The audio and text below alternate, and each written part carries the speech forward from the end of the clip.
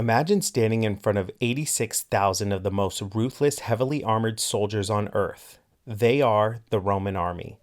You are outnumbered, outgunned, and hundreds of miles from home. Most generals would look at the battlefield and calculate lines of infantry, cavalry numbers, and terrain. But Hannibal Barca looked at the battlefield and saw something else entirely. He saw the fragile ego of the man commanding them. In 216 at the Battle of Cannae, the Carthaginian general Hannibal didn't just defeat Rome with swords and shields. He used a weapon far more lethal, the Roman general's own arrogance, aggression, and predictable behavior.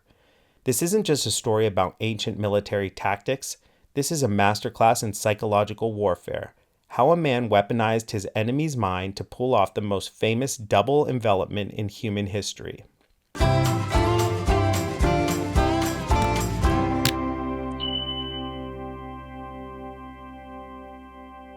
To understand how Hannibal pulled off the impossible, you have to understand who he was fighting. Rome didn't have just one general. They had two co-consuls who swapped command every single day. One was Lucius Aemilius Paullus, cautious, calculating, and patient. The other was Gaius Terentius Varro. Varro was a politician. He was aggressive, impatient, and desperately hungry for glorious military victory to boost his political career. Hannibal meticulously profiled both men. He knew that if he fought Paullus, it would be a slow defensive gridlock. But if he fought Varro, Varro could be baited. So Hannibal waited. He launched minor skirmishes, deliberately aggressive, specifically on the days he knew Varro was in charge. He poked the bear. He made Varro believe that the Carthaginians were erratic and terrified. Hannibal was setting a psychological trap. He was feeding Varro's confirmation bias, making him believe that a massive, overwhelming Roman charge would instantly crush the Carthaginian lines. By the time the two armies officially lined up at Cannae, Varro was entirely blinded by his own eagerness to attack. When the Battle of Cannae began, the setup looked completely suicidal for Hannibal. The Romans deployed their standard terrifying formation, a massive dense block of infantry designed to act like a human battering ram. Varro's strategy was simple: smash straight through the middle.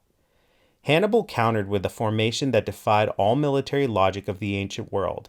Instead of a straight line, he bowed his center army outward, creating a crescent shape pointing directly at the Romans. And here is where the absolute genius of the psychological warfare happened. Hannibal didn't put his elite battle-hardened African veterans in the center of the line. He put his weakest, most unreliable mercenaries right at the tip of that crescent. Why? Because he wanted them to break.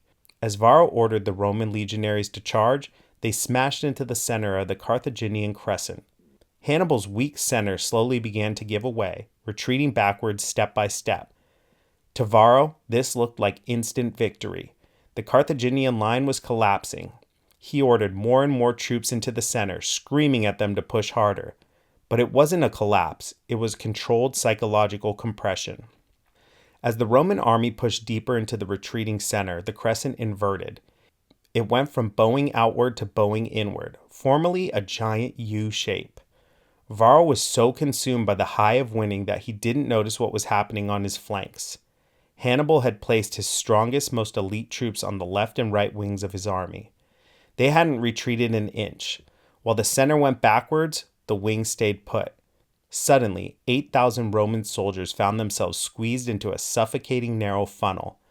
They were packed so tightly together that they couldn't even draw their swords or raise their shields. Their greatest strength, their sheer numbers, had just been turned into their fatal weakness. Then came the final blow. Hannibal's cavalry, which had successfully routed the Roman horsemen earlier in the fight, swept around from behind, sealing the back of the funnel. The double envelopment was complete. The trap was shut. What followed was one of the deadliest single days of combat in human history.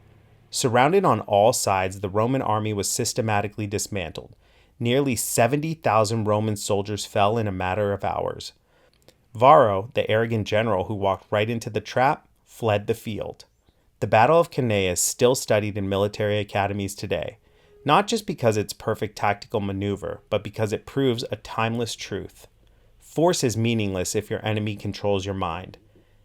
Hannibal Barca didn't just look at the map, He looked into the psyche of his opponent. He allowed his enemy to feel like they were winning right up until the exact second they lost.